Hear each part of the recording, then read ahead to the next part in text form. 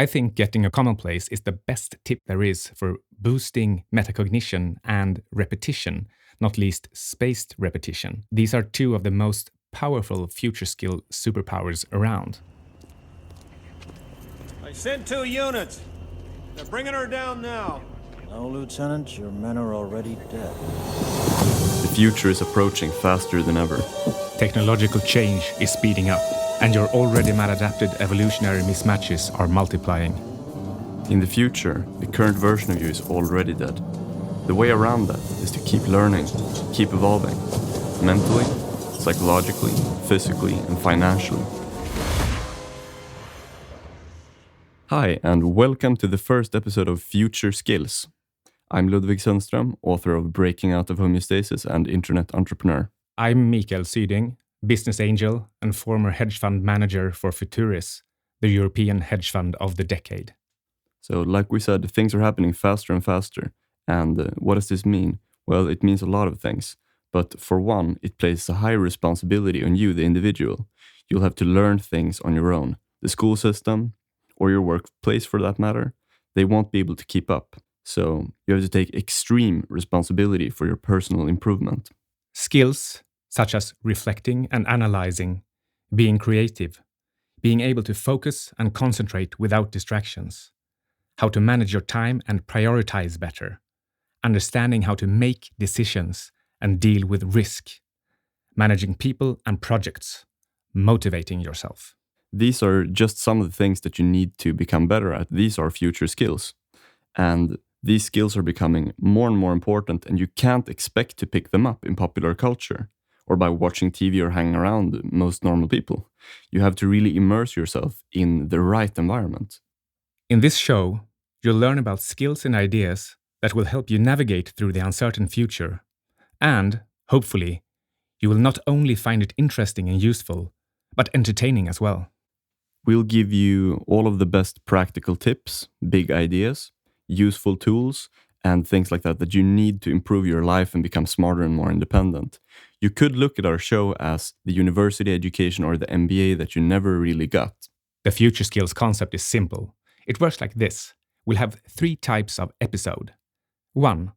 Our own short episodes where we give you a big idea, a practical tip, or some helpful resource we've discovered.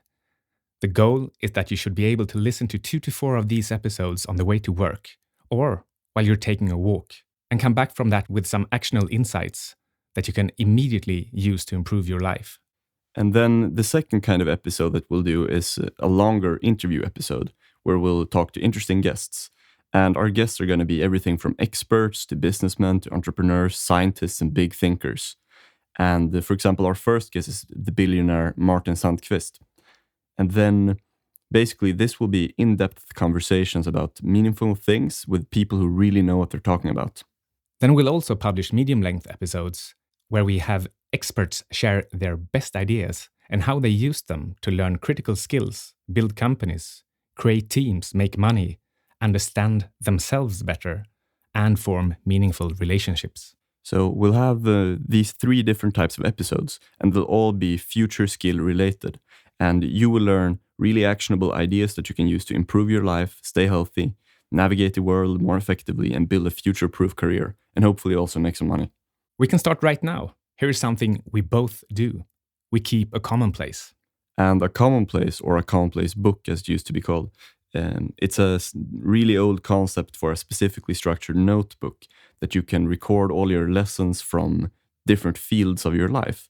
And you can think of the commonplace as your offline brain, but as a better structured memory. You can be like the guy in Memento, the movie, who's like, he's always writing things down because you can't remember them. And you can be like that too, except not so corny, and you don't have to write on your body, but you can really record all the best things in a very structured way and remember it. I think getting a commonplace is the best tip there is for boosting metacognition and repetition, not least spaced repetition. These are 2 of the most powerful future skill superpowers around. Yeah, it's always being neglected. People don't pay attention to it because it's so fundamental. For example, when I used to work as a portfolio fund manager, I used the commonplace technique to record my mistakes, my lessons, my losses, my wins, what was luck and what was skill, and wrote down lessons for how to adapt and change in order to make better investments in the future. Yeah, and then you have a structured overview of them instead of just a normal journal where it's like you have to flip the pages and you can't remember where everything is. And I think creating a commonplace is probably the best mental habit that you can have, because it teaches you to take notes in a very structured way, and that's like practice for becoming a better and more clear thinker, which is extremely important these days.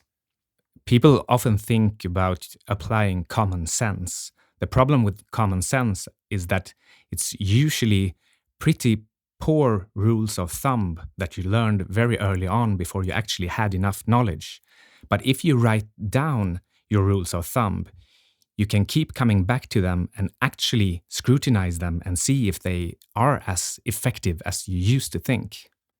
Yeah, and if we take that example, and you have these rules of thumb in a certain area where you make important decisions, like in this case finance, it's hard to keep everything in your head. You might need to like review the list to get the inspiration and remember like, oh yeah, I shouldn't make this mistake. You probably know the feeling when somebody says a rule or tells you how to think in a certain situation, and you recall that you actually used to do that as well, and you think, yeah, great, yeah, that's good, I'll do that.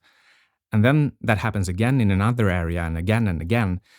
With a commonplace, you can have your 50 or whatever rules of thumb and go over them every now and again, and not least prune that list until you only have good rules of thumb, and you train on them and make sure you actually remember all of them in the relevant situations. Yeah, and you can do a lot of other things. You can, the way that I use my commonplace most for is to collect ideas and then categorize them. And then when I work on stuff in different fields, I can just draw on these ideas that I've collected. So it's like research, very specific research that builds up over time. That's my favorite way of using it. But we could talk more about this in some other episode. I think for now, to make it actionable, what you should do if you want to create a commonplace and you don't already have one, you should first get one of the softwares, Evernote or OneNote, and I believe both are free. And then secondly, you should create a notebook around your main thing, which is probably your job or your studies. And then third, you should try to take this notebook and break it down into areas. So if you have your job, then you might break it down into 3 areas, which could be the project you're working on, secondly, how to get a promotion, and then third, how to become one of the best in your field. Like what kind of things would you have to study then? So then you've structured it in a way that you can easily follow through on the plan. I think the most important thing here is to just get started. Just get Evernote, create your first note, and write something in it.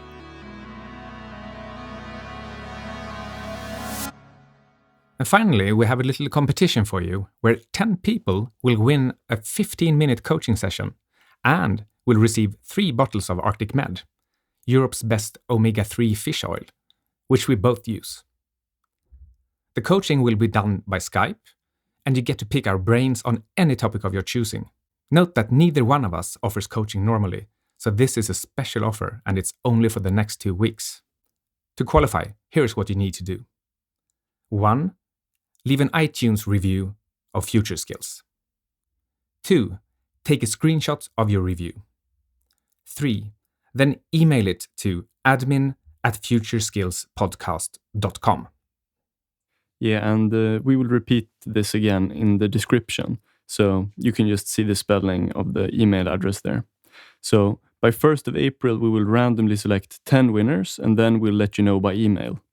In this email, we'll ask you for a time and a date for the Skype coaching session and for your physical address for the shipping of the Arctic Med bottles. The value of the fish oil Arctic Med is about $70, and the value of our coaching, well, that depends on the questions you ask, but it's probably a lot more than that.